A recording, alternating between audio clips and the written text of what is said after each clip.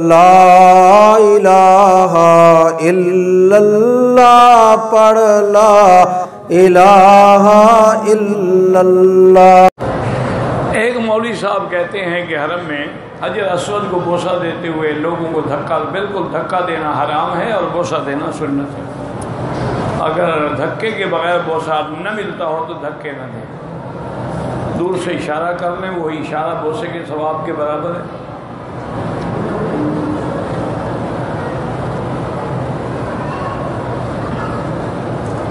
مجھے نہیں پتا شوال کے 6 روزے شوال کے 6 روزے جو ہیں،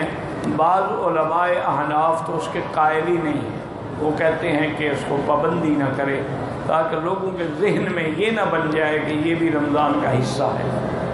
تو پھر 30 یا 29 کے بجائے 36 دن کا روزہ ہو جائے گا۔ لیکن بہرحال ائمہ ثلاثہ کے نزدیک سنت ہے، لیکن یہ ضروری نہیں ہے کہ لگاتار روزے رکھے جائیں، اور جمعہ کے دن بھی روزہ نہیں رکھنا چاہیے۔ بہرحال جمعہ کا اکیلا نہ ہو، درمیان میں آ جائے تو کوئی بات نہیں۔ مثلاً آدمی نے خمیس کا رکھا ہوا تھا، جمعہ کا ہفتے کا بھی رکھے گا تو کوئی حرج نہیں، لیکن بعض صورت وہ ملا کے رکھے تو مرضی ہے، ایک روزہ کر کے رکھے تو مرضی ہے۔ اچھا، اور سب سے بہتر یہ ہوتا ہے کہ جمعرات اور سوموار کا روزہ سنت ہے، تو 2 روزے اگر وہ رکھ لیں ہفتے میں تو 2 کر کے 6 یہ بھی پورے ہو جائیں گے، سنت پر بھی عمل ہو جائے گا اور اعتراض بھی ختم ہو جائے گا،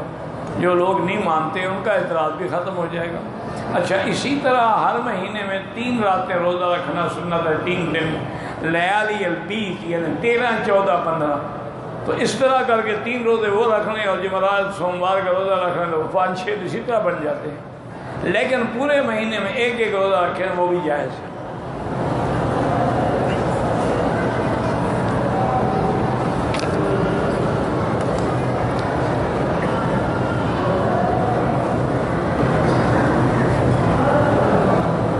بہرحال آپ نے شاپر اٹھایا غلطی سے، اس میں چادریں تھیں، آپ نے پہن لی، عمرہ کیا، بعد میں چلا کہ میرے نہیں ہیں، صدقہ کر دو، خیرات کر دو، آپ نے عمرہ کیا، انشاءاللہ جس کی اللہ اس کو ثواب دے گا۔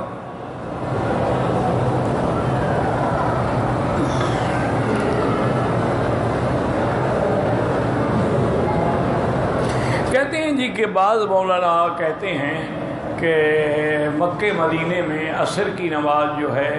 وہ وقت سے پہلے پڑھی جاتی ہے، یہ بات نہیں ہے، بات یہ ہے کہ حنفی مسلک کے مطابق ابھی وقت نہیں ہوتا،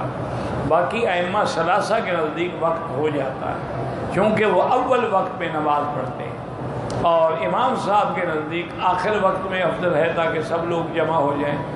لیکن فتویٰ یہی ہے،